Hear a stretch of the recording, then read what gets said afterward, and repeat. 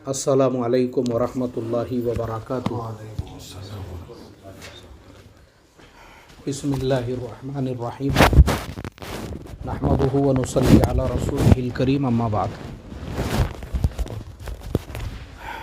भाई, ये मजलिस आम लोगों की मजलिस नहीं है, बल्कि माशाअल्लाह इस मजलिस के अंदर हज़रत मुफ्ती साहब जैसे उस्ताज़ुल असातिज़ा तशरीफ़ फरमा हैं, इसी तरह से बुज़ुर्ग उलमा जो है यहाँ पे बैठे हुए हैं माशाअल्लाह।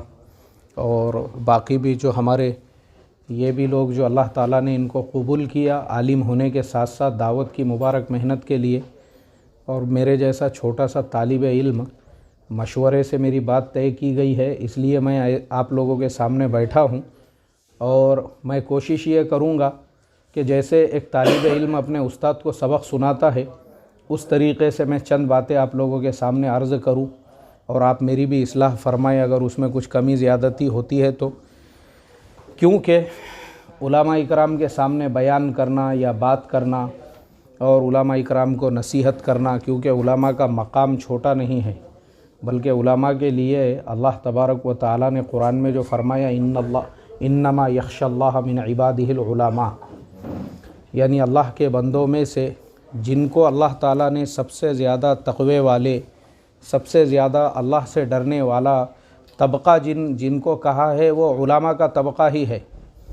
और इसी तरह से अल्लाह के नबी सल्लल्लाहु अलैहि वसल्लम ने उलमा के बारे में जो फरमाया, अल उलमा वरसतुल अंबिया, कि उलमा अंबिया के वारिस है। और देखो, हम तारीख़ को अगर उठाकर देखेंगे तो वाक़ई में भी इस उम्मत के ऊपर उलमा का जो एहसान है, एहसान वाक़ई में भी उलमा ने अपने अंबिया के वारिस होने का हक़ अदा किया। अगर उलमा वो चीज़ें नहीं करते थे तो ना आज हमारे पास में इल्म कुरान महफूज रहता था, ना इल्म तफसीर महफूज रहता था, ना इल्म हदीस महफूज रहता था। यानी ये जितने उलूम, देखो ना कितनी हैरत, यानी कितनी बड़ी बात है ये कि इमाम मालिक रहमतुल्लाह अलैह जो ताबीईन में से थे और वो अपने वक्त के बड़े उलमा में शुमार होते थे, उन्होंने उस ज़माने में मतलब आज से 1300 साल पहले, क्योंकि सहाबा का ज़माना उन्होंने देखा हुआ था, उस ज़माने में उन्होंने अहादीस के जमा करने की फ़िक्र की, कोशिश की। इसीलिए मैंने जैसे पहले ही कहा हूँ कि मैं उलमा के सामने ऐसी बात करूँगा जैसे मैं आपको सबक सुना रहा हूँ, तो आप लोगों के भी ये बातें जो है नज़र से गुज़री। और मुअत्ता इमाम मालिक जो है तकरीबन हर एक आलिम जो है उसे मदरसे में तालिब इल्मी के ज़माने में भी पढ़ता है, बाद में भी अगर हम पढ़ते हैं तो एक ख़ास बात उसके अंदर ये है कि जितनी भी उसके अंदर अहादीस है तो अल्लाह के नबी सल्लल्लाहु अलैहि वसल्लम और इमाम मालिक दोनों के दरमियान में ज़्यादा से ज़्यादा एक वास्ता है या दो वास्ते हैं। इसीलिए एक तबक़ा उलमा का ऐसा है जो सबसे ज़्यादा अहादीस यानी हदीस की सबसे ज़्यादा सही किताब जो है वो मुअत्ता इमाम मालिक को कहता है, क्योंकि वो बिल्कुल उनको जो है सहाबा का दौर मिला हुआ था, तो वो एक आलिम थे। अब मुझे आप बताइए, अगर वो अपने ज़माने में अहादीस के जमा करने की फ़िक्र नहीं करते थे तो क्या हम तक ये उलूम पहुँचते थे? यानी इस्लाम की ये ख़ासियत है, ये अल्लाह का करोड़ों दर्जे करम है कि हमारे पास में जितनी भी चीज़ें हैं, चाहे वह अहादीस नबविया सल्लल्लाहु अलैहि वसल्लम हो या इल्म तफसीर हो, जो सीना ब सीना और किताबों के ज़रिए से हम तक पहुँचा है, ये सिर्फ़ उलमा की क़ुरबानियों का नतीजा है, सिर्फ़ उलमा की क़ुरबानियों का नतीजा है। अगर उलमा उस ज़माने में ये सारी फ़िक्रों को नहीं ओढ़ते तो इतना सही इल्म हदीस का, जैसे मैंने अभी बताया कि मुअत्ता इमाम मालिक में ज़्यादा से ज़्यादा एक वास्ता है या फिर दो वास्ते हैं अल्लाह के नबी सल्लल्लाहु अलैहि वसल्लम और इमाम मालिक के दरमियान में।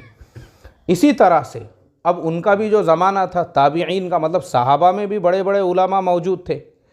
हज़रत अब्दुल्लाह इब्न अब्बास रज़ी अल्लाहु अन्हुमा अपने वक्त के सबसे बड़े मुफस्सिर कुरान जिनको कहा गया, और हम अगर तफसीर में देखेंगे तो अक्सर ख़ास तौर पे तफसीर इब्न कसीर के अंदर तो उन्होंने अक्सर रिवायतें जो ली है वो हज़रत अब्दुल्लाह इब्न अब्बास रज़ी अल्लाहु अन्हुमा की ही रिवायतें उसके अंदर मिलती है।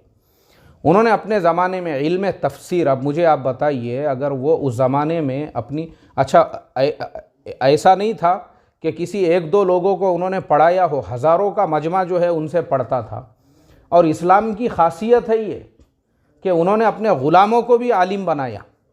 यानी वो जो मौला जो है, एक तो हज़रत अब्दुल्ला इब्न उमर रज़ी अल्लाह, सालिम मौला जो है, और इसी तरह से एक और दूसरे सहाबी है, ये ग़ुलाम थे ये, लेकिन उन्होंने अपने ग़ुलामों को भी अल्लामा बनाया। अपने ग़ुलाम भी, उनके ग़ुलाम भी अपने वक्त के इतने बड़े बड़े उलमा हुआ करते थे माशाअल्लाह, कि उन लोगों ने जो है ना ये सारे उलूम को महफूज रखा।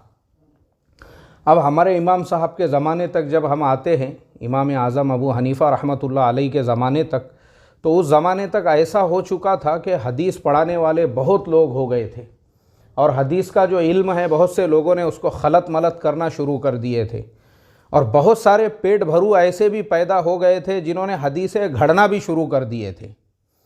ऐसे बहुत सारे लोग जैसे हमारे आज के ज़माने में भी होते हैं कि अगर उनको अपने मुरीदों को समझो थोड़ा सा फेवर में लेने का है तो फिर वो उनको एक ख्वाब सुनाते हैं, बोले रात में अल्लाह के नबी सल्लल्लाहु अलैहि वसल्लम की ज़ियारत हो गई, कि मुरीदीन अल्लाह बोल के पूरा मुरीदीन का जो मजमा है, क्या हमारे हज़रत का मकाम और मर्तबा है, बोले अल्लाह के नबी की ज़ियारत हो गई। हाँ, हर जुमेरात को होते रहती है बोले मुझे वैसे। तो फिर और मुरीदीन जो है, तो ऐसा जो है ना हमारे ज़माने में भी इस तरह से लोग, किसी को ख्वाब नज़र आ रहा है, जैसे अब हमारा दावत का वो मौजू नहीं है, लेकिन मैं इशारतन बताता हूँ कि एक ज़माने में हज़रत शेख ज़करिया रहमतुल्लाह अलैह ने, उनकी आपबीती में ये बातें लिखी हुई है, मैंने आपबीती में ही पढ़ा हूँ। अगर आप लोगों को मुल्क की आज़ादी की रियल स्टोरी पढ़ना है और मुल्क की तकसीम के अगर आपको ओरिजिनल उस वक्त के हालात अपनी नज़रों से देखना है तो वो मिलेंगे आपको हज़रत शेख ज़करिया रहमतुल्लाह अलैह की आपबीती में। इतने बेहतरीन अंदाज से हज़रत ने वो सारे वो ज़माने के हालात लिखे, क्योंकि हज़रत का मामूल रहता था रमज़ान से एक दो दिन पहले जो है मरकज़ निज़ामुद्दीन आ जाते थे और उसके बाद पूरे महीने का एतेकाफ़ करते थे। और वो जो मुल्क की आज़ादी का वक्त था तो वो रमज़ान के महीने में शब क़दर के दिन ही मुल्क की आज़ादी हुई थी। तो हज़रत ने लिखा है, बोले मैं मस्जिद में, हज़रत तो एतेकाफ़ में रहते थे और रोड से जो है लोग जाते थे, मर कर लेंगे या मार कर लेंगे और कट कर लेंगे या काट कर लेंगे मगर लेकर रहेंगे, इस तरह से लोग जो है नारेबाज़ी किया करते थे। तो हज़रत ने एक दो मरतबा अपने खुदाम को भी भेजे, उनको बोले भाई रमज़ान का महीना है और अल्लाह के नज़दीक कबूलियत की कौन सी घड़ी कौन सा लम्हा होता है, अल्लाह ताला ने कबूल कर लिया तो फिर वैसे ही हालात होंगे। ऐसा क्यों बोल रहे, प्यार मोहब्बत से भी लेंगे, ये भी बोल सकते हैं, अमन से लेंगे, बैठ कर लेंगे, बातचीत के ज़रिए से लेंगे, ये जुमले हैं उसके अंदर। हज़रत शेख ज़करिया रहमतुल्लाह अलैह की जो आपबीती है उसके अंदर, तो उस वक्त हज़रत ने लिखा है उसके अंदर कि जो लोग ये बात करते थे कि हमको किसी भी हाल में चाहिए, तो उन लोगों ने भी उस ज़माने के अंदर ऐसी लोग घड़ घड़ के ख्वाब सुनाते थे। आज किसी को ख्वाब नज़र आ रहा है, बोले अल्लाह के नबी सल्लल्लाहु अलैहि वसल्लम ने बशारत दी है कि जो अल्लाह के नबी के ज़माने का मदीना था वैसा मुल्क मैं तुमको उसकी बशारत दे रहा हूँ बोल के। तो ऐसे रोज़ एक ख्वाब घड़ के लोग जो है उस ज़माने में भी सुनाया करते थे। तो ऐसे ही जो है असल हमारी बात ये चल रही थी कि हमारे इमाम आज़म अबू हनीफ़ा रहमतुल्लाह अलैह के ज़माने में जो हदीसों को घड़ने वाले लोग हैं उनका भी एक तबका पैदा हो गया, और वो लोग जो है अपनी मार्केटिंग के लिए अपने चीज़ों को जो है अहादीस से जोड़ने लग गए वो लोग। तो फिर इमाम आज़म अबू हनीफ़ा रहमतुल्लाह अलैह ने 200 उलमा की आपके पास में एक जमात थी पूरी, यानी ये जो मसलक अबी हनीफ़ा है जिस पे हम लोग अमल करते हैं, तो हम कोई इमाम आज़म अबू हनीफ़ा को कोई नबी नहीं मानते हैं और ना ही हम जो है, बल्कि हम उन हदीसों पे अमल करते हैं जो उनके पास 200 उलमा की जमात थी। और एक एक चीज़, जैसे नमाज के अंदर जो है हाथ नाफ के नीचे बांधना है तो उस पर 2-2 महीने, मेरे ख़्याल से ये बात हिकायत सहाबा में भी इल्मी वलवला और इन्हीं माक के अंदर लिखी हुई है हज़रत शेख ज़करिया रहमतुल्लाह अलैह ने, कि 200 उलमा की जमात थी उनके पास, और वो 200 उलमा जो है वो हदीसों को अपने इस पे पूरा जांचते थे, परखते थे महीना महीना भर, और उसके बाद फिर मज़हब बोलकर वो हदीसें जो है लिखी जाती थी। तो ये जो एहसान है, ये इस तरीक़े से उलमा का जो है इस उम्मत के ऊपर जो एहसान है कि उलमा ने दीन को उसकी सही शक्ल सूरत के अंदर जो है ना बाकी रखा उसको।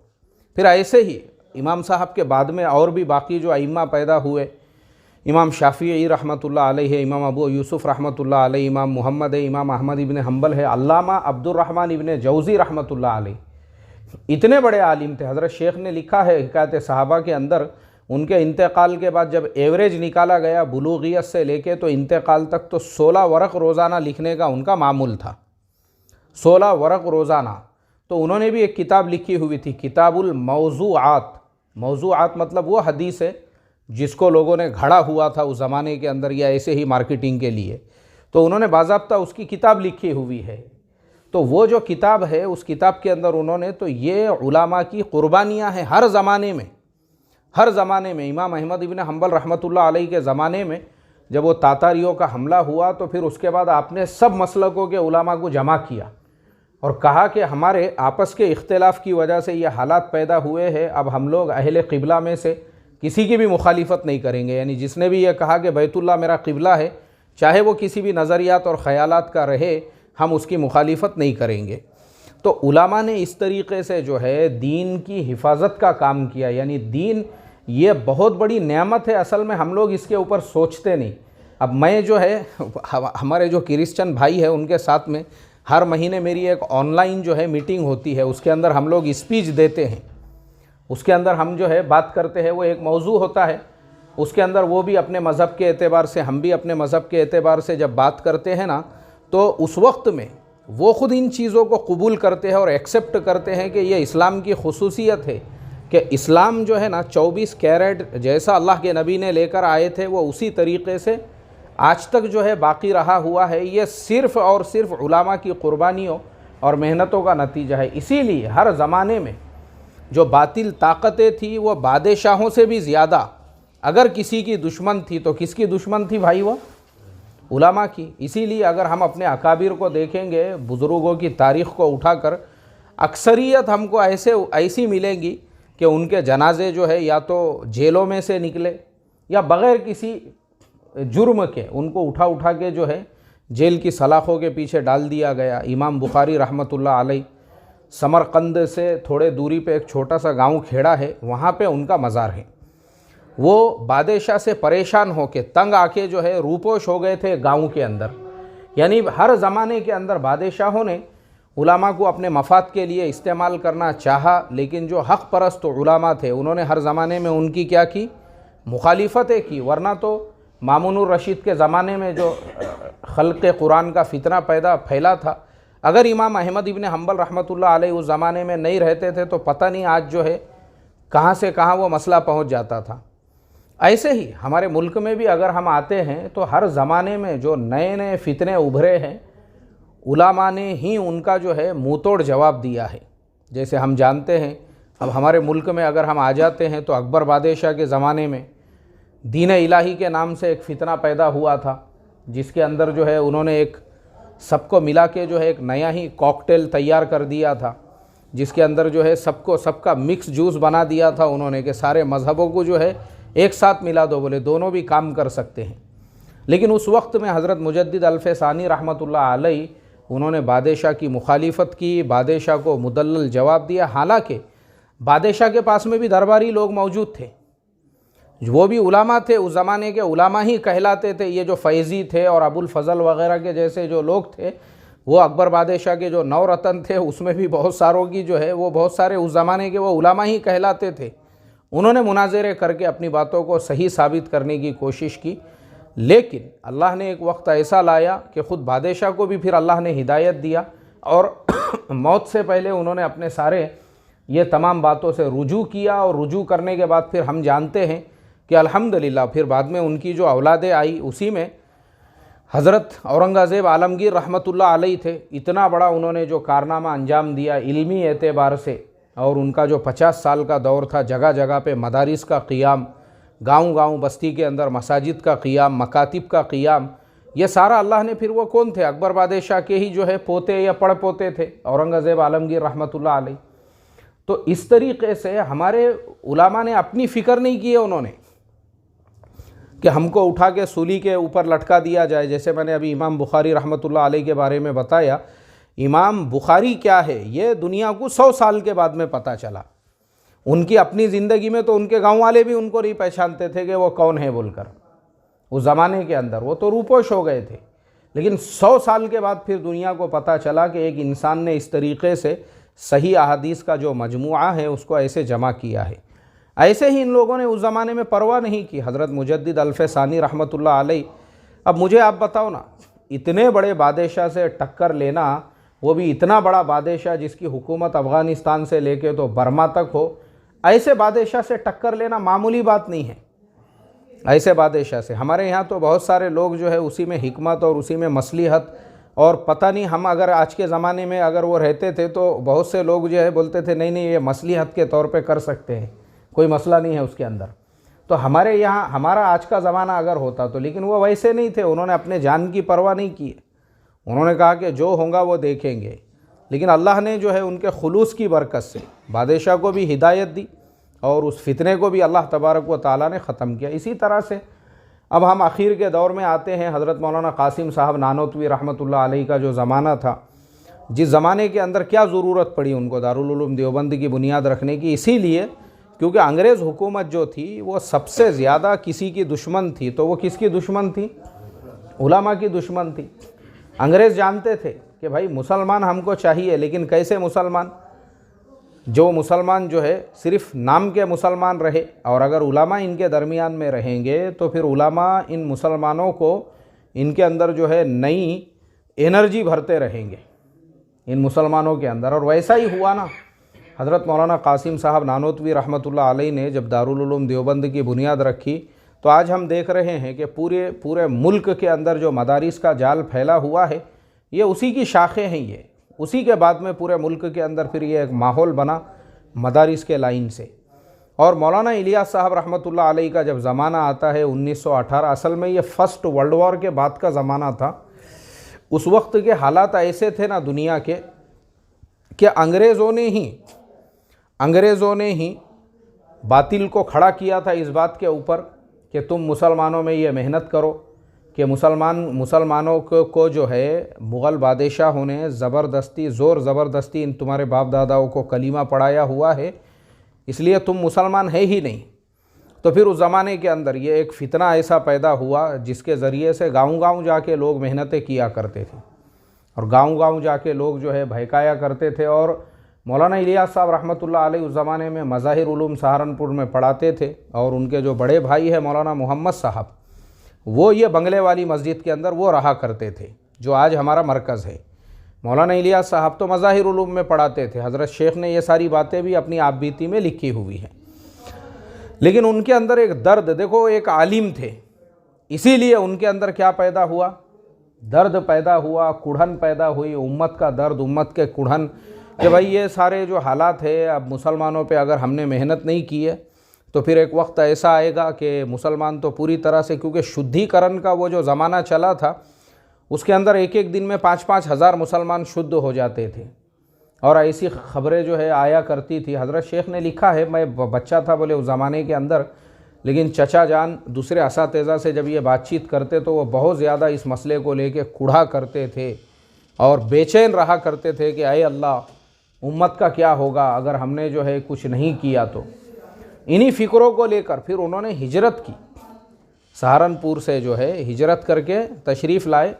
अपने जो बड़े भाई थे मौलाना मोहम्मद साहब का जो मदरसा था बंगले वाली मस्जिद में, वहाँ पे तशरीफ़ लाए, और तशरीफ़ लाने के बाद में फिर उन्होंने वहाँ पर जो है ये जो बेचारे मेवाती लोग हैं और दीगर लोग जो है दिल्ली के अंदर आया करते थे, उनके ऊपर मेहनतें शुरू की। और ऐसी भी मेहनत नहीं की बल्कि अपनी जान भी उनके ऊपर ख़र्च की और अपना माल भी उनके ऊपर ख़र्च किया। मैं पहले कहा करता था कि मौलाना इलियास साहब रहमतुल्लाह अलैह 700 एकड़ ज़मीन के मालिक थे और उन्होंने उसके ऊपर ख़र्च किए। तो एक आलिम साहब ने जो मेरी इस्लाह की है, उन्होंने बोले 700 एकड़ नहीं है, बोले वो 1000 एकड़ से ज़्यादा जो है उनकी ज़मीन थी जो उन्होंने इस दावत के काम के लिए ख़र्चा किए।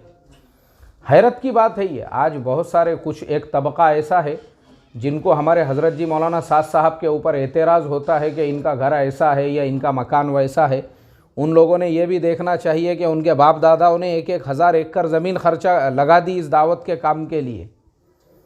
1-1 एकड़ ज़मीन मामूली बात नहीं है। 1000 एकड़ ज़मीन अभी बड़े शहरों में आप जाकर देखो तो 1-1 बालिश ज़मीन के लिए जो है मारा मारी और लड़ाई झगड़े होते लोगों के दरमियान में। लेकिन कैसा उनका दिल होगा, जिगर होगा, गुर्दा होगा। और जो हज़रत मौलाना अली मियां साहब रहमतुल्लाह अलैह ने लिखा हुआ है कि अपने घर वालों के पूरे ज़ेवरात तक उन्होंने जो है, जो मियाँ जी मूसा का जो वाक़िया है, जो तश्कील के ज़रिए से घर वालों के भी, क्योंकि उनके घर वो बड़े ख़ानदान के लोग थे, वो जो आज हमारे ज़माने में जो उस ख़ानदान पे कुछ लोग एतराज़ करते हैं, जिनके बेचारों के ख़ुद के जवारी बाजरी के वांदे और उनका ख़ुद का अपना जवारी बाजरी का ठिकाना नहीं रहता, उनको फ़िक्र हो जाती कि 15 दिन के कैसा मैं इंतज़ाम करूं, वैसे लोग हमारे हज़रत जी के ऊपर और ये खानवादे के ऊपर जो लोग एतराज़ करते हैं, उनको समझना चाहिए ये नवाबी लोग थे, नवाबी। इन्होंने अपने घर के ज़ेवरात तक इस काम के लिए ख़र्चा कर दिए, उनके घर की मस्तूरात ने भी।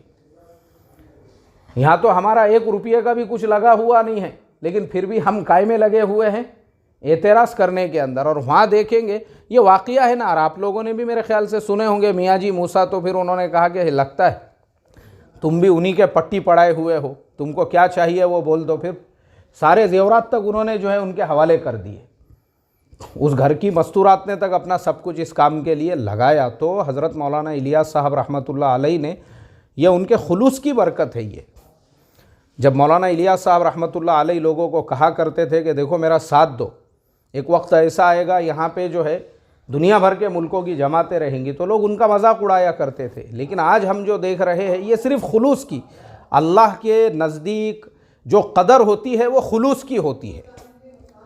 काई की होती है भाई?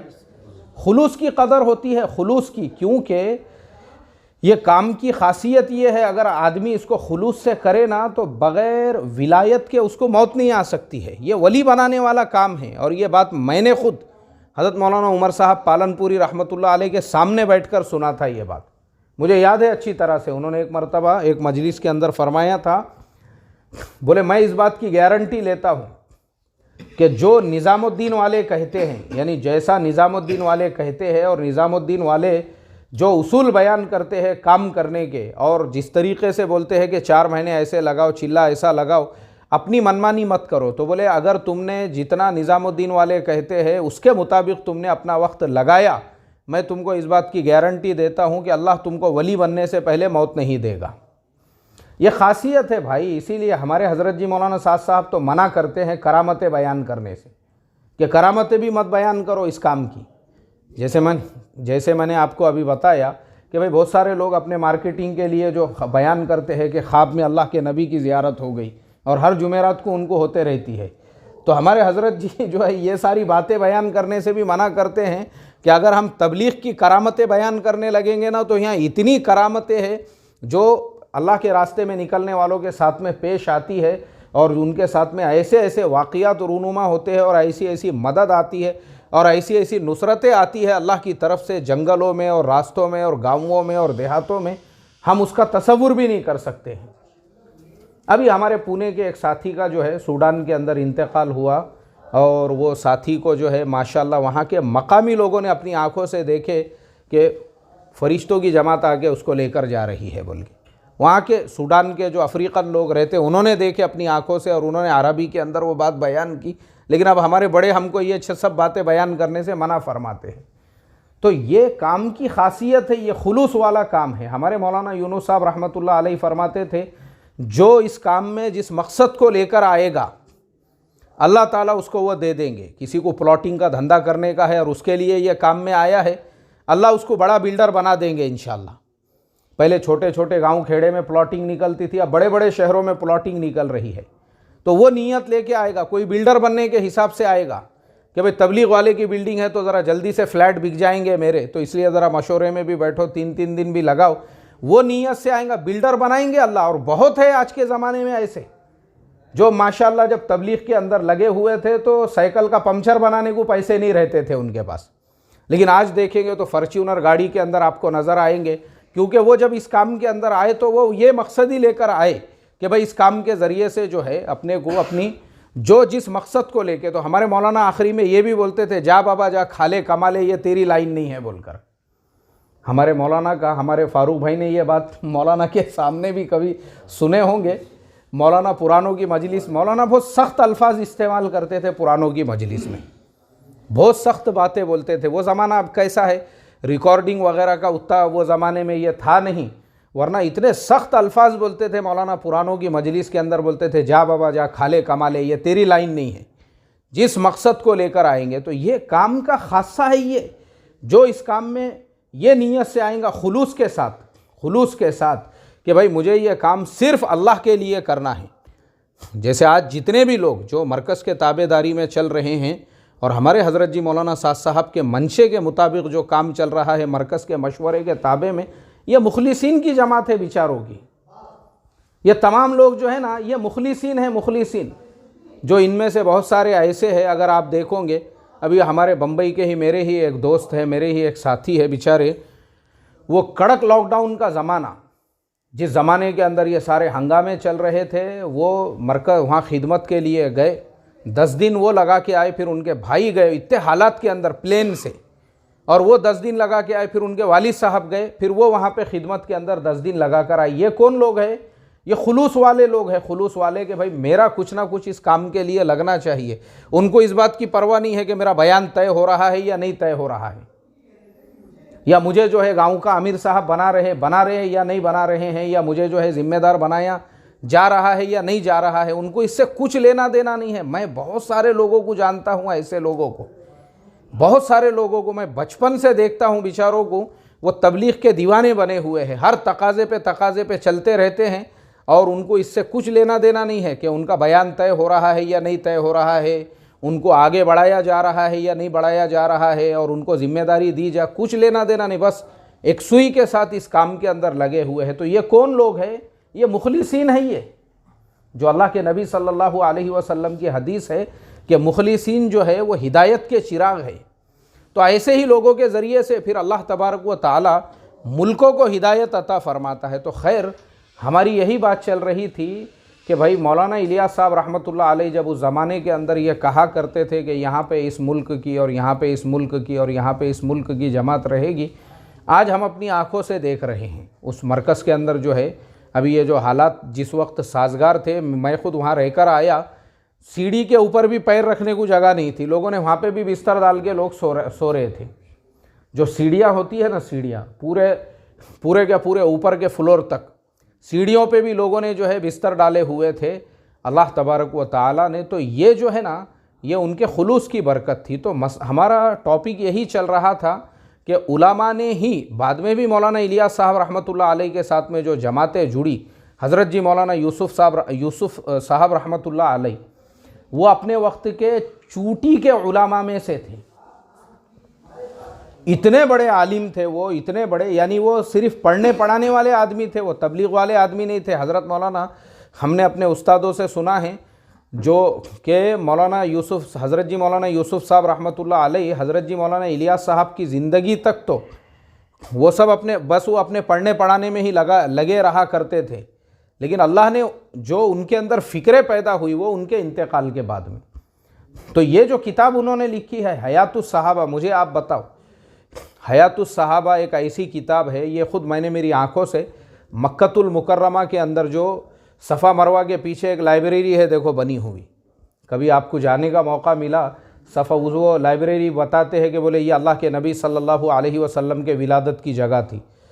ख़ुद मैंने देखा उसके अंदर हयातुस सहाबा जो है अरबी के अंदर वहाँ पर, और पूरे अरब मुल्कों के अंदर हयातुस सहाबा के बारे में बड़े बड़े अरब उलामा ने ऐसा लिखा हुआ है कि सहाबा इकराम के ज़िंदगी पे किताबें बेशुमार है। तारीख़ इब्न खुल्दून है, तबक़ात इब्न सआद है, ऐसी बहुत सारी किताबें हैं जो लोगों ने लिखी है।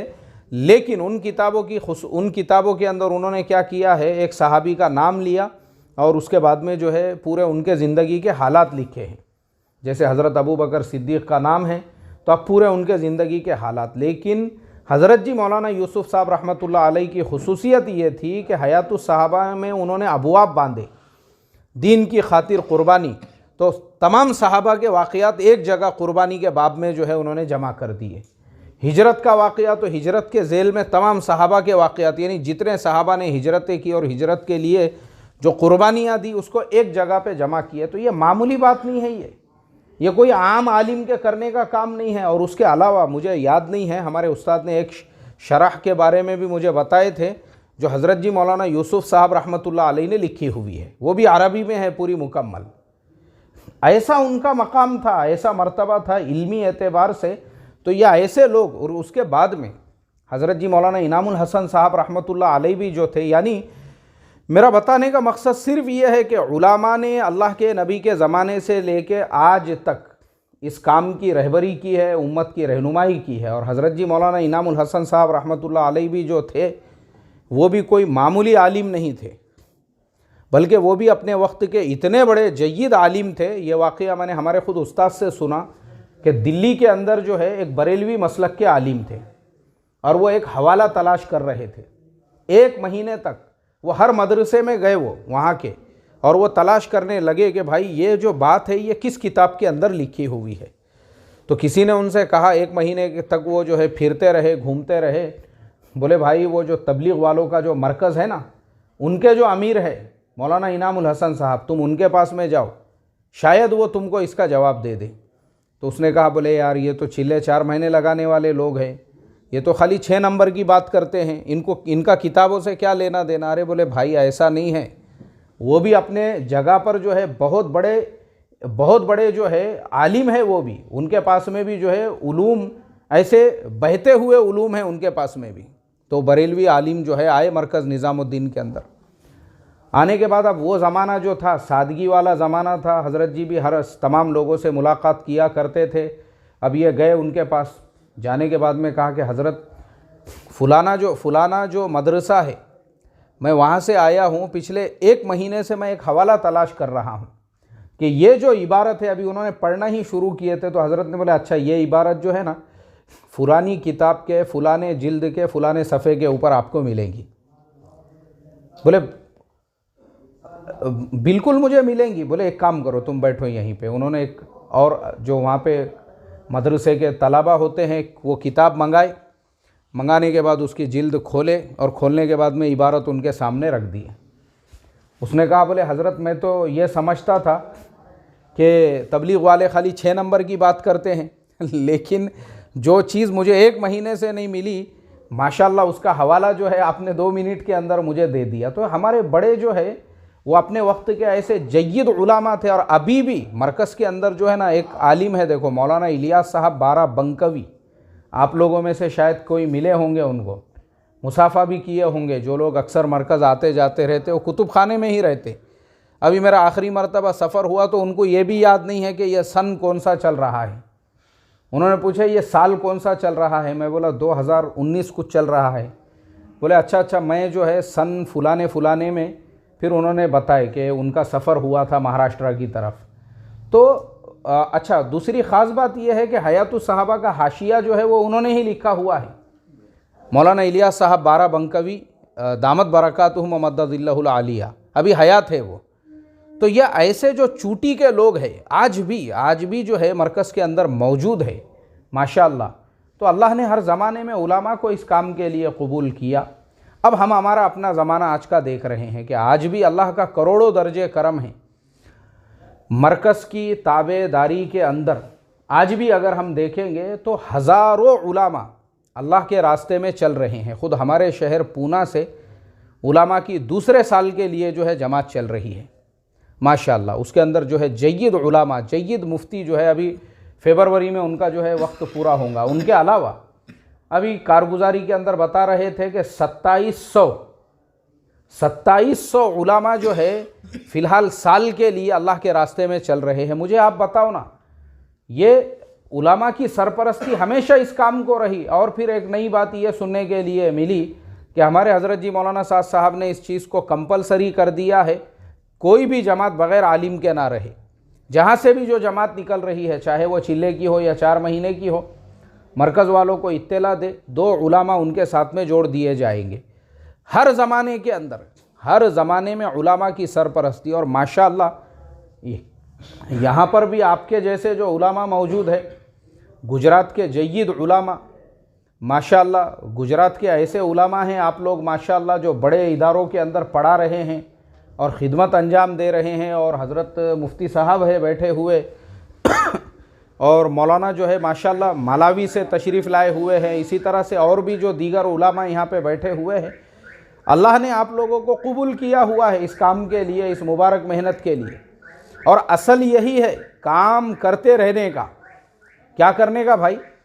काम करते रहने का। थोड़ी बहुत सुस्ती होंगी, काहिली होंगी, कभी खुरूज के अंदर सुस्ती काहिली होंगी, लेकिन हमारा ताल्लुक़ इस मुबारक मेहनत के साथ में लगा हुआ होना चाहिए। क्योंकि देखो, यही एक वो बाबरकत और मुबारक मेहनत है पूरी दुनिया के अंदर, जिसके ज़रिए से अल्लाह तबारक व तआला ने इस्लाम को सही शक्ल व सूरत के अंदर आज दुनिया में बाकी रखा हुआ है।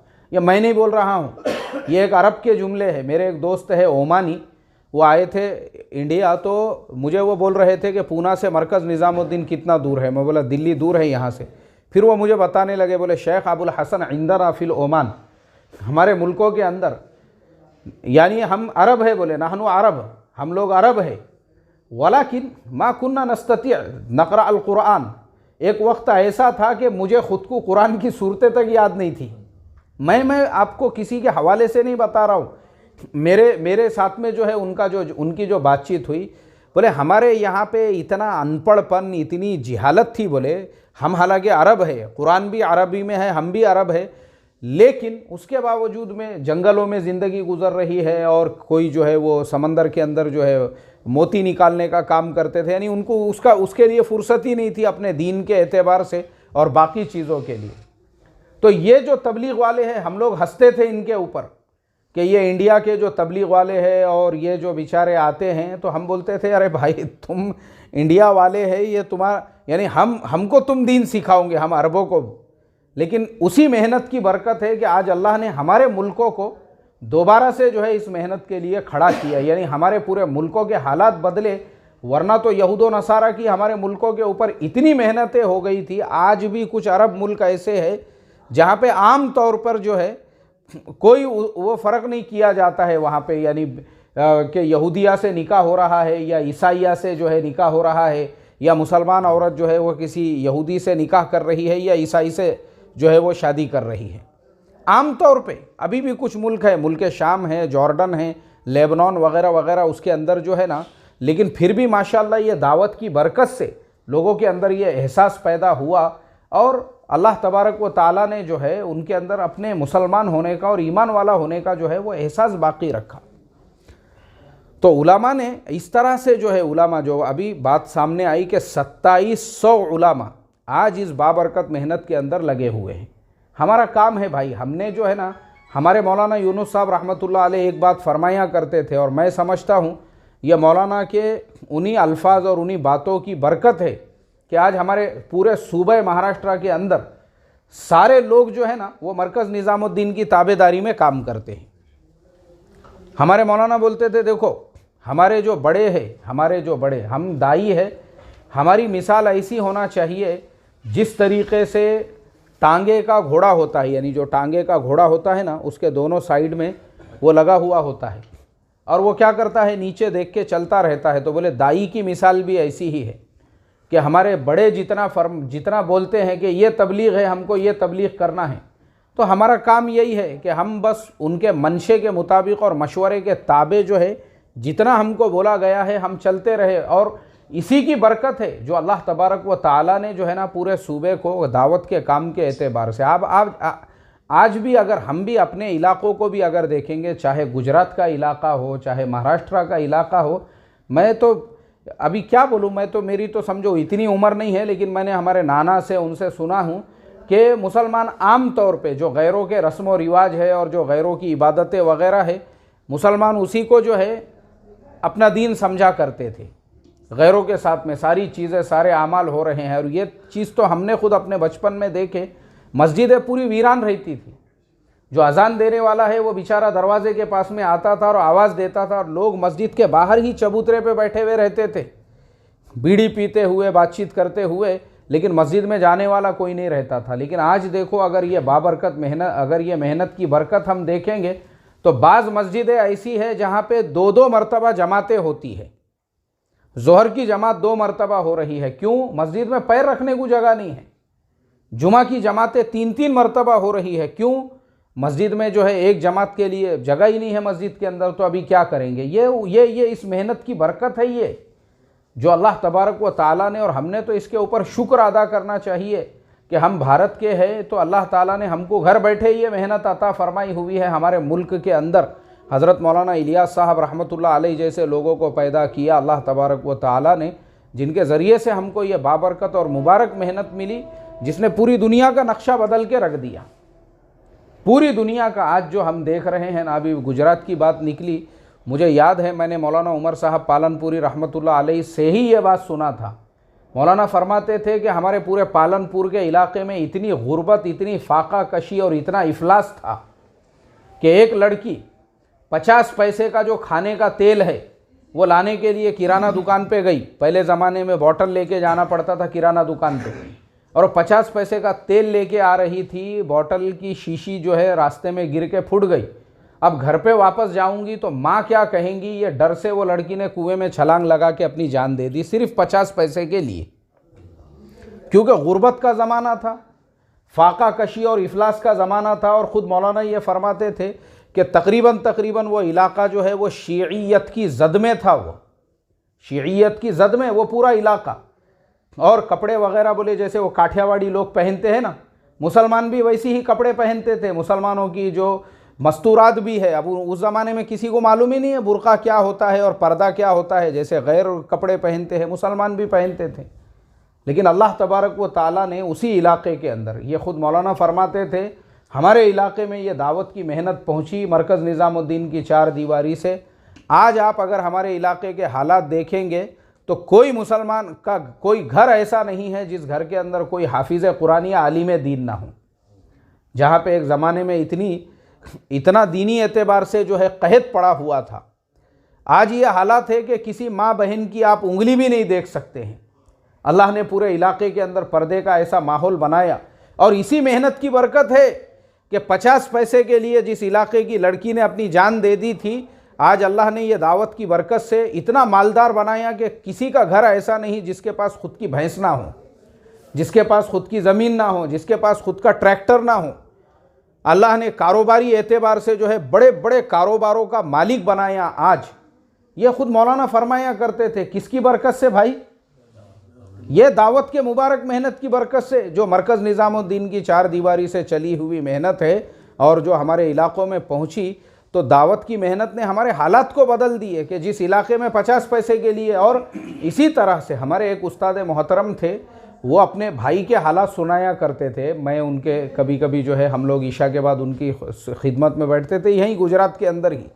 वो बोलते थे हमारे घर में इतनी गुर्बत थी और इतनी फाका कशी थी कि हमारा भाई जो है ना सर पे टोकरे पे सर पे रख के अंडे लेके जाता था बेचने के लिए, और दिन भर बेचने के बाद जो पैसे आते थे तो हम लोग घर में इंतज़ार किया करते थे वो कब वापस आएगा। जब वो आता था उसके बाद में फिर कुछ सामान वगैरह घर पे लेकर आते थे और फिर उसके बाद में खाना बनता था। ये मैं आपको भरूच ज़िले के गांव की बात बता रहा हूँ। ख़ुद मैंने हमारे उस्ताद से सुना हूँ ये बात। उन्होंने बताया कि हमारे गाँवों में, हमारे देहातों के अंदर इतनी गुर्बत और इतना इफलास हुआ करता था कि एक एक वक्त के खाने के हम लोग मोहताज हुआ करते थे। लेकिन अल्लाह ताला ने हमारे भी इलाक़ों के अंदर ये दावत की बाबरकत मेहनत को पहुँचाया। इस मेहनत की बरकत से आज के हालात ऐसे हैं कि कोई मुसलमान ऐसा नहीं है जिसका पक्का मकान ना हो। नहीं तो पहले कवेलू के घर रहते थे, लेकिन अल्लाह ताला ने इसी मुबारक मेहनत की बरकत से दीन दुनिया दोनों के एतबार से इतना नवाजा कि अल्लाह तबारक व ताला ने जो है सारे हालात को उनके बदल दिया। तो कैसा है, इसके लिए ये जो मेहनत है हमारी भी जिम्मेदारी ये बनती है भाई कि हम जो है ना, अब मैंने जैसा पहले ही कहा था कि ये मजलिस जो है आम लोगों की नहीं है बल्कि उलमा की मजलिस है। तो उलमा की सरपरस्ती की सख्त ज़रूरत है इस काम को, और जिनको कबूल किया अल्लाह ने, जैसे वो 2700 उलमा माशाल्लाह वो तो वक्त लगा रहे हैं। इसी तरह से जो है और उलमा जिनको अल्लाह ने तौफीक दिया वो 2-2 साल के लिए निकल रहे हैं। और यहाँ पे भी माशाल्लाह जो आप लोग बैठे हुए हैं, आप भी अगर अपने थोड़ा सा पीछे के ज़माने में जाकर देखोगे तो आपको यही मिलेगा। हमारे उस्ताद खुद ये बताते थे, बोले हमारे ये पूरे इलाक़ों में जब मदरसों का जाल नहीं था तो हमारे यहाँ पे भी डांडिया वांडिया आम तौर पे खेलते थे। बोले मुसलमान डांडिया जो है ना खुद मुसलमान भी खेलते थे आम तौर पे, क्योंकि मालूम ही नहीं था दीन क्या है और इस्लाम क्या है। लेकिन ये मेहनत की बरकत से आज आप देखो ना, गुजरात बोले तो पूरे इंडिया में नहीं पूरी दुनिया में एक मिसाली सूबा है, एक मिसाली सूबा है माशाअल्लाह, जहाँ पे इतने बड़े बड़े जो है मदारिस जो अल्लाह ताला ने कायम किए हैं। कि मदारिस के अंदर जो है लोग हाफिज़ कुरान और आलिम दीन और पूरे मुल्क से लोग, यानी पूरे मुल्क को फैज़ पहुँच रहा है गुजरात से माशाअल्लाह। मैं तो बोलता हूँ मुल्क नहीं बल्कि बाहर मुल्कों के भी बच्चे आते होंगे पढ़ने के लिए। दुनिया भर को अल्लाह ताला जो फैज़ पहुँचा रहा है, हम अगर थोड़ा सा 50 साल 100 साल पीछे जाकर देखेंगे तो हमको यही मिलेगा कि ये मदारिस की जिन लोगों ने बुनियाद भी रखे हुए हैं, इनमें कोई ना कोई तबलीग का दीवाना रहा होगा जिसको अल्लाह ने कबूल किया और उनके ज़रिए से। और आप देखो ना, अभी मदारिस में भी हमारे जो बच्चे पढ़ते हैं उनमें अक्सरियत आपको किसके बच्चों की मिलेगी? तबलीग वालों की। एक इंसान, अभी मेरी बम्बई के अंदर एक डॉक्टर साहब से मुलाकात हुई थी, वो MD MS है और उन्होंने अपने बच्चों को हाफिज़ कुरान बनाया हुआ है। बोले भाई पहले जो है ना, मेरी भी ऐसी सोच थी कि मैं जैसा हूँ अपने बच्चों को मैं वैसा ही बनाऊँगा, लेकिन फिर मैंने कहा कि नहीं, जब मैं दावत के काम में लगा तो फिर मैंने कहा कि नहीं, पहले बच्चों को हाफिज़ कुरान बनाएंगे और फिर उनको दुनियावी तालीम पढ़ाएंगे। एक डॉक्टर की सोच ऐसी बनी, वरना एक ज़माना ऐसा हुआ करता था कि मदरसों में अक्सरियत उन बच्चों की होती थी या तो जिनके वालिद का इंतकाल हो गया या फिर जिनकी वालिदा का इंतकाल हो गया, या फिर जो बहुत ज़्यादा गरीब है, जो अपने बच्चों को स्कूल में नहीं, पैसे वाले मालदार लोग जो है वो कभी सोचते भी नहीं थे कि अपने बच्चों को हम हाफिज़ कुरान या आलिम दीन बनाएंगे। लेकिन आज अल्लाह ने माहौल ऐसा पैदा किया कि लोग इंग्लैंड से इंडिया में पढ़ने के लिए आ रहे हैं और साउथ अफ्रीका से आ रहे हैं और कनाडा से आ रहे हैं और UK US से आ रहे हैं, और इसी तरह से जो है डॉक्टर के जैसे लोग अपने बच्चों को क्या बना रहे हैं भाई? हाफिज़ कुरान और आलिम दीन बना रहे हैं माशाअल्लाह। तो ये इस मेहनत का खासा है कि पूरी ये मेहनत ने जो है ना दुनिया के हालात बदल दिए, दुनिया का माहौल बदल दिया आज। और आप देखो ना, पहले ज़माने में जो है ना हज के लिए भी पूरे ज़िले से एक आदमी जाता था, और वो जो एक आदमी जाता था, मैं खुद गया हूँ ऐसे एक आदमी को छोड़ने, बाजा वाजा बजा के और फूलों के साथ में उसको जो है वो पूरा बजाते थे, और बजाने के साथ में जो है स्टेशन तक जाते थे। और जब वहाँ पे जाते थे तो यानी पूरा गांव होता था, तो बोले वो हज के लिए जा रहे हैं, हज के लिए। और वो वापस आने के बाद में अगर किसी को एक आधी खजूर मिल जाती थी तो 15 दिन तक लोगों को बोलता था वो कि मैंने मदीने की खजूर खाया बोलकर। वो ज़माना ऐसा होता था। और आज के हालात ऐसे है कि वो कोटे में नंबर नहीं लग रहा है लोगों का 5-5 साल तक, जो हज के लिए लोग, हालांकि हमारा कोटा जो है उन्होंने बढ़ा के 2 लाख किया हुआ है। और पहले तो 30,000 40,000 लोग जाते थे, क्योंकि लिमिटेड जो है वो पानी के जहाज़ होते थे। आज हवाई जहाज़ का ज़माना है। कोटा इतना बढ़ने के बावजूद में भी लोगों के नंबर नहीं लग रहे हैं। कितने कितने साल भाई? 4-4 और 5-5 साल। उम्रा तो पहले समझता नहीं था लोगों को, और आज तो अल्लाह ने ऐसा माहौल बनाया, आम तौर पे लोग रमज़ान के महीने में कहाँ जा रहे तो बोले उम्रे के लिए जा रहे हैं। तो ये जो हालात अल्लाह ताला ने बदले हैं, ये किसकी बरकत से? ये दावत की बरकत से है। और बिल्कुल हमारा इस काम के लिए लगना चाहिए। और मैं तो समझता हूँ जिसको ये समझ में आ गया कि वाकई में भी ये क्या मेहनत है, तो कभी भी, जैसा मैंने बताया पहले भी कि मैं खुद ऐसे कुछ बुज़ुर्ग लोगों को जानता हूँ, मैं मेरे बचपन से देखता हूँ, वो तबलीग के दीवाने, उनको कुछ लेना देना नहीं है हमारा बयान तय हो रहा है या नहीं तय हो रहा है, हमको ज़िम्मेदार बना रहे या नहीं बना रहे। दीवाना वार हर मशवरे में हाजिर है और हर तकाज़े को लेके, और साल में वक्त भी पाबंदी से। ये वो लोग हैं जिन्होंने ये काम को पहचाने। अब जो ये काम को नहीं पहचानेगा तो फिर वो झगड़े करेगा मशवरे में, यार मेरा बयान ही तय नहीं कर रहे बोले तुम। ऐसे हालात हो चुके हैं, बहुत सारे लोग 30-30 40-40 साल से काम कर रहे हैं, मशवरे में ही कुश्तियाँ शुरू हो गए उनके, मेरा बयान ही नहीं तय कर रहे बोले तुम। जब भी मैं यहाँ आता हूँ तो बयान तो मेरा ही तय होता है, बयान पे से। तो ये बयान पे से झगड़े करने वाला वो रहेगा जिसके क्या समझ में नहीं आया, तबलीग जिसके समझ में नहीं आई। अरे यार हमको जिम्मेदारी दे रहे नहीं बोले यार तुम, हमको जिम्मेदार बनाने का था, हमको भी जो है। तो ये सब चीज़ें जब आएगी, जब दिल के अंदर खुलूस नहीं रहेगा, और जो मुखलिस बनकर, जैसे मैंने वो बुज़ुर्ग की मिसाल दिया कि दीवानावार लगे हुए हैं, तो इसके लिए भाई हमको भी मुखलिस बनकर ये काम करना है। अल्लाह ताला हम तमाम को अमल की तौफीक अता फ़रमाए। और भाई मजमा जो है ये उलामा इकराम का है, और मैं फिर वापस से दूसरी कहूँगा कि अगर मेरे बोलने चालने में कुछ कम ज़्यादा हो गया है तो मैं आप तमाम लोगों से माज़रत चाहता हूँ। लेकिन बस अब जो यहाँ का तकाज़ा है, हमारे फ़ारूक भाई और हाफिज़ यासिर साहब, हाफिज़ साहब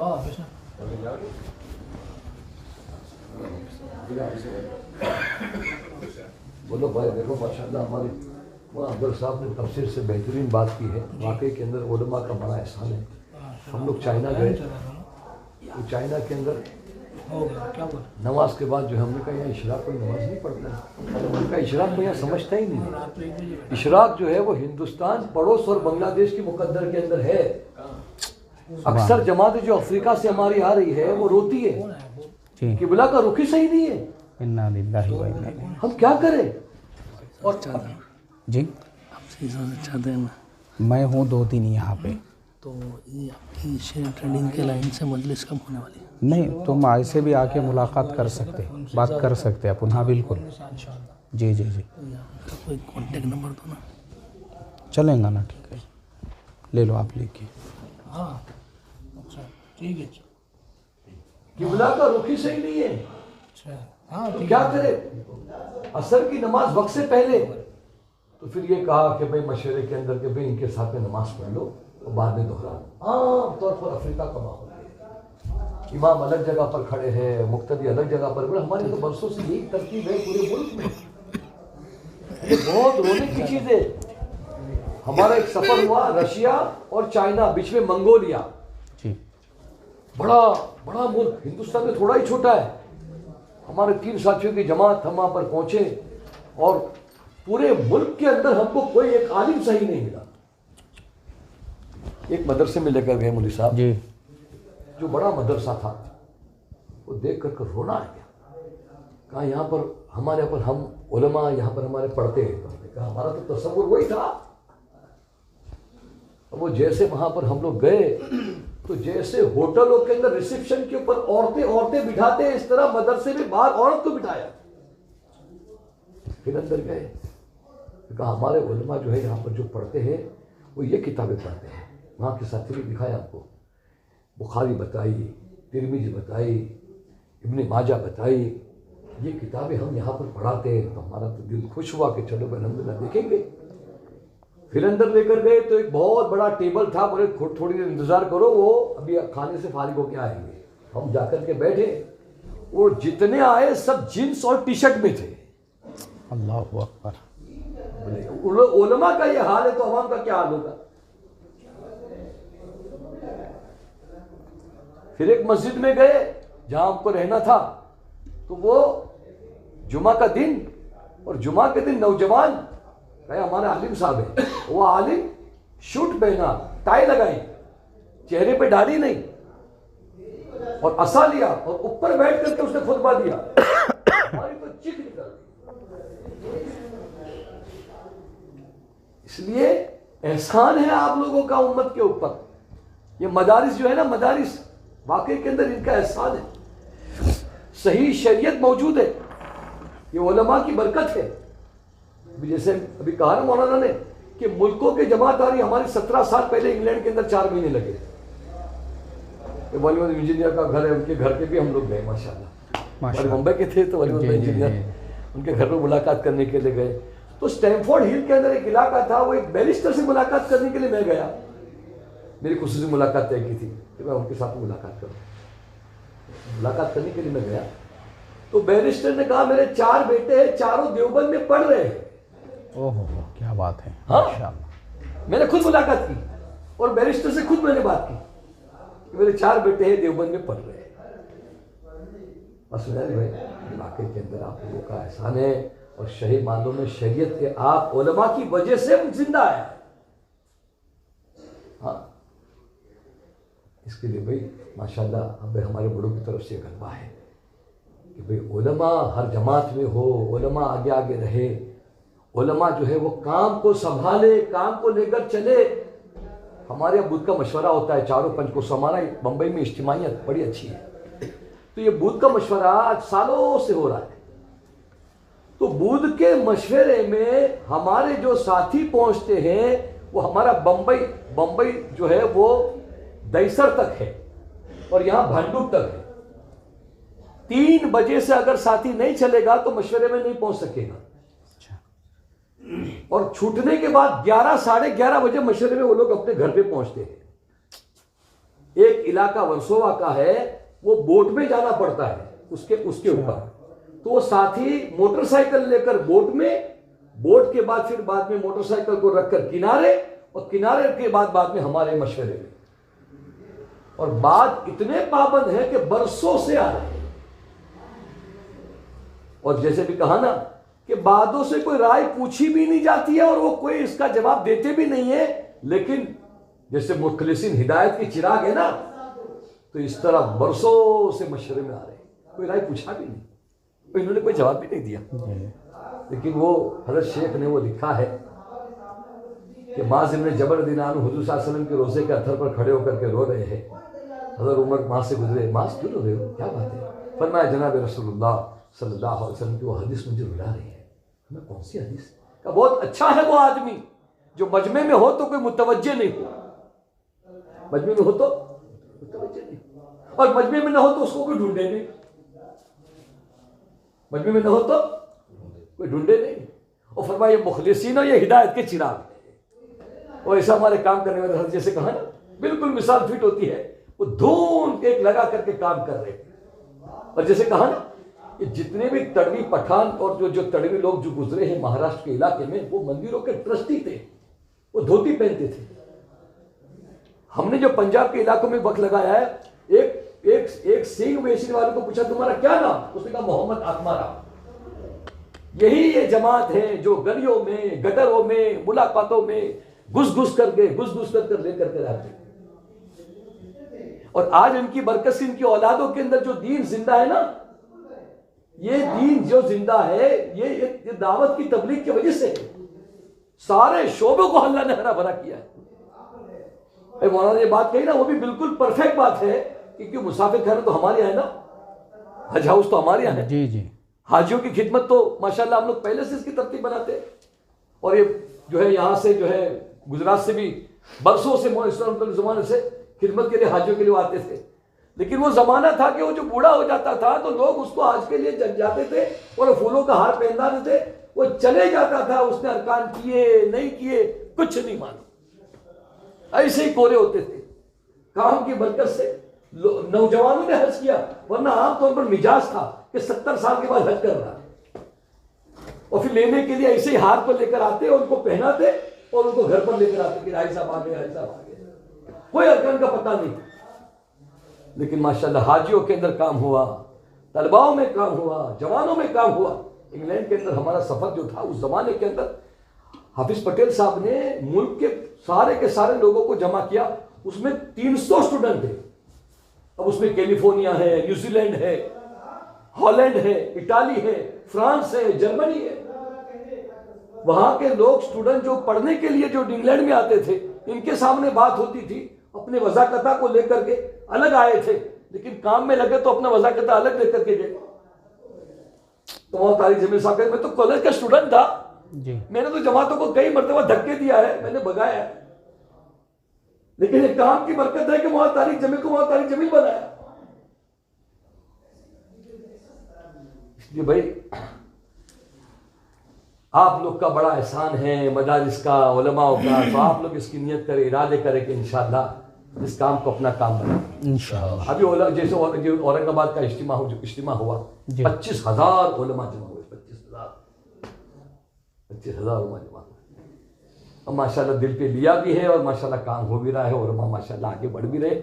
हम मशवरे में, मौलाना भी यही चाहते हैं, मशवरे में यह आगे आवे, काम में यह आगे आवे, ये बढ़े। बोलो भाई इसके लिए, साल के लिए बोलो। पेश करें अपने नाम। जिनका साल लग चुका है वो दूसरे साल के लिए बोलो। जिनका साल नहीं है वो साल के लिए लगा है, और जिनका कुछ नहीं लगा है वो 4 महीने के लिए अपने नाम को पेश करें। सही मानों में यह उलमा का ही काम है। हाँ तो इरादा करें अपना। माशाअल्लाह। मुफ्ती साहब का नाम? अल्हम्दुलिल्लाह। 15 शाबान से जमात है। अच्छा 15 शाबान से। माशाअल्लाह माशाअल्लाह, अल्लाह बे इंतहा कबूल। मुफ्ती साहब का नाम? माशाअल्लाह मुफ्ती बहुत साहब, अच्छा, बहुत माशाअल्लाह। जी 15-16 को निजामुद्दीन की ताज़ीम है। बहुत सही साहब जी।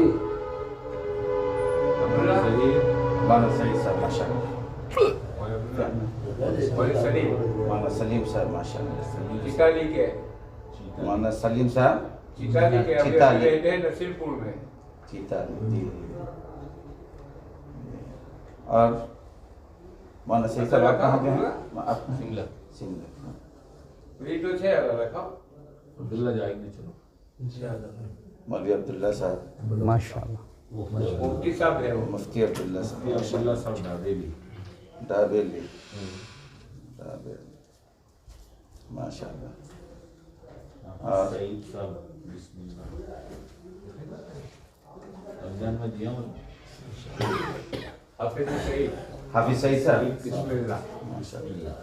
दाबेल हाफिज सईद साहब जी जी सही दाबियल दाबेल अजहर आए ने और यही लगा मदरसानी छुट्टी पड़ी है પછી જવાનું છે 11 से 20 निजामुद्दीन का काबिलीन आ रहे हैं जी। 16 यहाँ सफर है। हाँ लाबेल के मौलाना जहीर साहब 11 से 20 फरवरी नहीं मार्च मार्च। मार्च उसी टाइम 15 शाबान का मामला रहेगा अच्छा अच्छा अच्छा। जो गुजरात से जमातें बनी है जी जी जी माशाल्लाह माशाल्लाह। 11-12 अहमदाबाद है 13-14 भावनगर है 15-16 सिलवास है 17-18 सूरत है और 19-20 को पूरे गुजरात का मशहूर माशाल्लाह। वो तो वहाँ है मेरे मौसाली मौसाली का भी लिखा आखिर में खड़े रहे। क्या नाम है? आलम का टाइम भाई आपसे भाई अफजल हाफिज मोहम्मद ये था हाफिज मोहम्मद साहब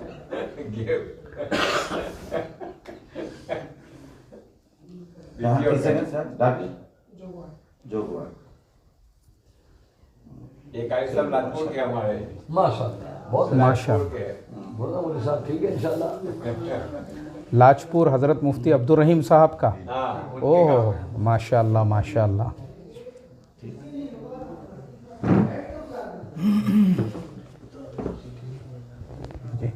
अपने मकाम के अंदर भी माशाल्लाह आप हजरत के सामने तो क्या तस्करा करे माशाल्लाह उलमा आप हजरत है। और उनको ये जुड़े सब मकामी काम में नहीं जुड़ रहे हैं सब हमारे उलमा। आम आदमी का तो रात भर सोना और आपका जो है आपका रात भर का सोना और आम आदमी का रात भर का इबादत करना भी जो है ना वो आपका जो है मकाम बढ़ जाता है।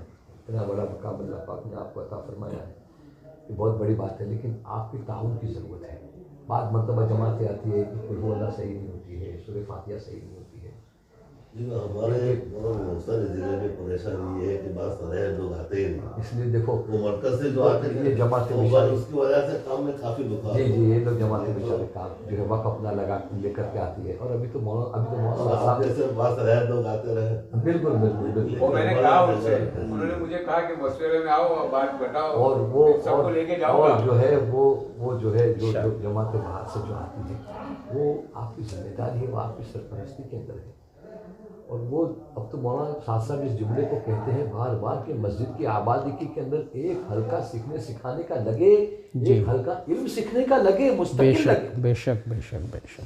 100 से ज्यादा मेवात में ऐसी मस्जिद है जो 24 घंटा आबाद है, माशाल्लाह। यानी ताला ही नहीं है मस्जिद को। 100 से ज्यादा मस्जिद है, उसमें आवाम उलमा सब लगे हुए हैं और ये कारगुजारी हर मुल्क के कुरानों में आती है। वो आपकी सरपरस्ती के अंदर आए और बेचारे तालीम कर रहे हैं, वो अपना टूटा फूटा जो माशाल्लाह कश्मी कर रहे हैं, टूटी फूटी बात भी कर रहे हैं। आप थोड़ा सा उनको वक्त अगर देते, उनको साथ में थोड़ी सी मुलाकात कर ले, थोड़ा सा वक्त देते, इनके सामने तरजीही बात कर ले, इनके कुरान के जो हल्के लगते हैं उसके अंदर थोड़ा सा बैठ जाए तो बहुत बड़ा काम हो जाएगा।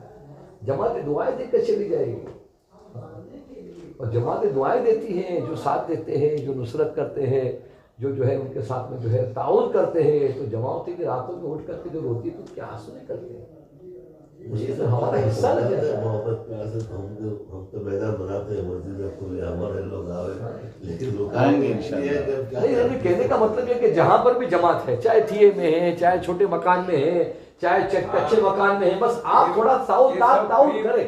फ्री है हमारे ये सब साथी, ये मुफ्ती साहब लोग। अगर फ्री नहीं भी हो, जैसे मदरसे का पढ़ने पढ़ाने का मशगला है, बातों का कारोबार होगा। अफजल भी फ्री है, मौलवी सईद है, मैं भी खुद फ्री हूँ, वो सब मौलवी सईद भी है, हाफिज सईद भी फ्री है, सब दे रहे टाइम।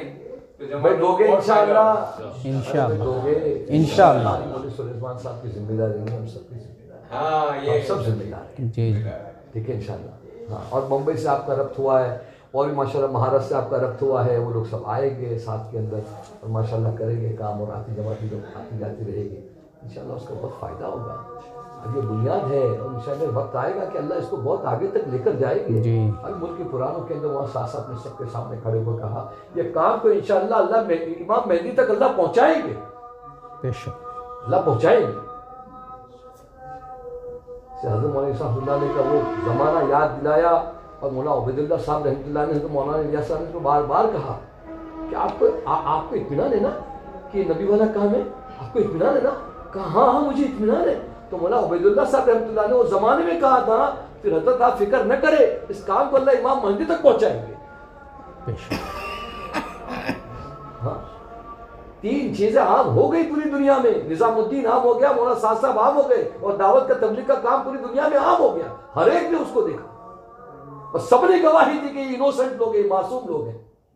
मौलाना साहब साहब ने जब मलेशिया के सबसे ज्यादा लोग यहाँ पर थे, वो लोगों ने कहा हमारे मुल्क में जाएंगे और हमारे मुल्क में जाने के बाद हमारे आपके मुल्क के ऊपर हम केस करेंगे, तो मौलाना साहब साहब ने कहा हमारे मुल्क के ऊपर आप केस मत करना, ये तुम्हारी मुकद्दर के अंदर ये कुर्बानी लिखी हुई थी जी, बेशक तुमने कुर्बानी दे दी, अल्लाह पाक को वक्त लाएंगे।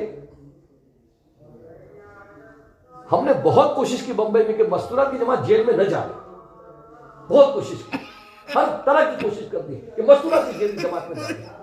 वो जमात ने मस्तूरात ने लंबा वक्त मस्तूरात ने जेल में गुजारा और एक जोड़े के साथ गुजारा, अल्लाह खाना भी नहीं पहुंचा सकते थे हम लोग। एक जमात 2 साल तक की जेल में गुजार करके गई है, कोई शिकवा शिकायत नहीं किया मौलाना साहब ने कि नहीं कोई शिकवा की जरूरत नहीं हमको, हाँ ये तुम्हारी मुकद्दर के अंदर हिदायत थी। एक जमात मस्तूरात की गई, वो उस बच्चे की जो है पैदाइश हुई और मौलाना साहब ने उसका जो है ना अकीका किया। माशाअल्लाह, ऐसी कई जमातों ने जो है ना जेलों के अंदर गुजार करके गई है। कुर्बानी चाहते हैं ना, कुछ ना कुछ कुर्बानी होती है, फिर अल्लाह हिदायतों को हम करते, हर जमाने की तरतीब रही है। और इस्लाम को अल्लाह पाक ने कुफर की गोद में ही पाला है। बड़ी कुर्बानियां देकर मुल्कों के जमात, एक जमात हमारा जो है जमात खाना था, उस जमात खाने के अंदर 7 महीने तक रही, 7 महीने तक। और जमात के क्वारंटाइन का अंदर जो मामला आया तो जहां से बाहर से जो जमातें आती थी उनके पैसे सब खत्म, जमातों के पैसे खत्म।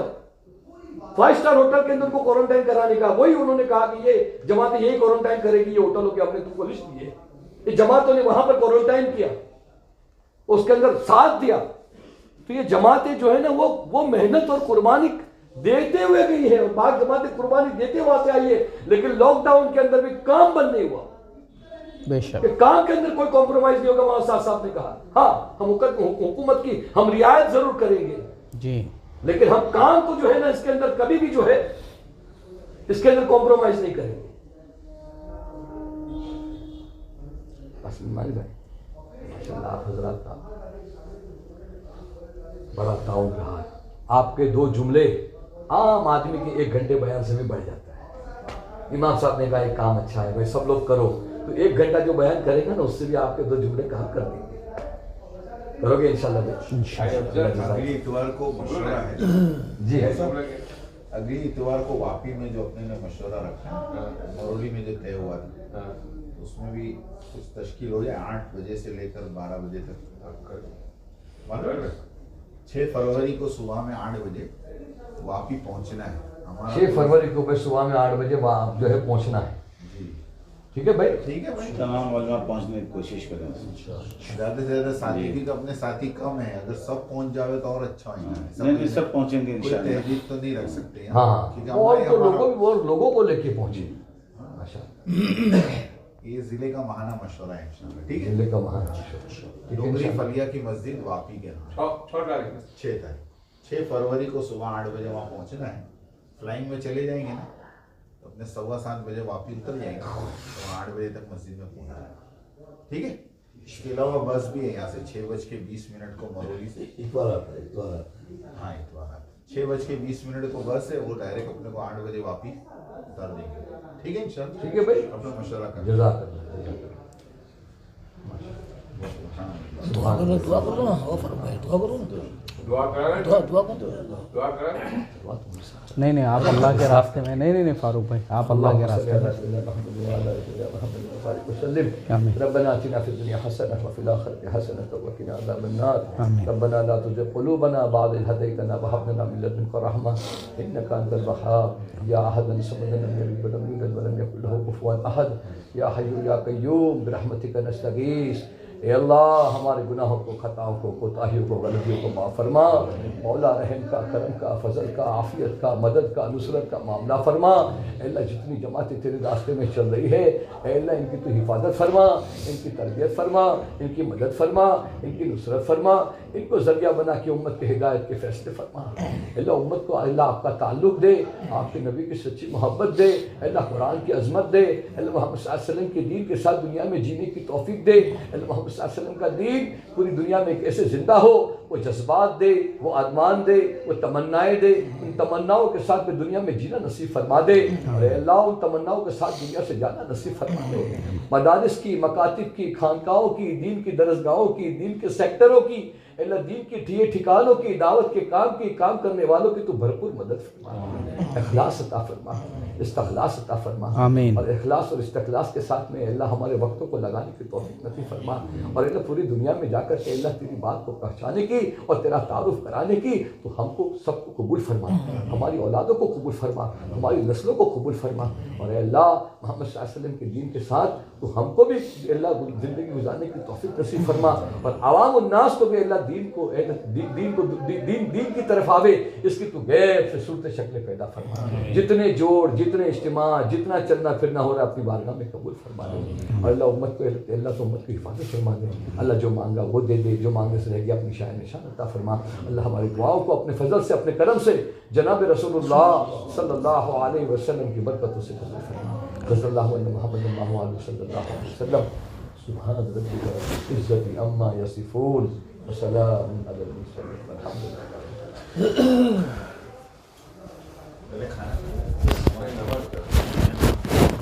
क्या पढ़ेंगे नमाज?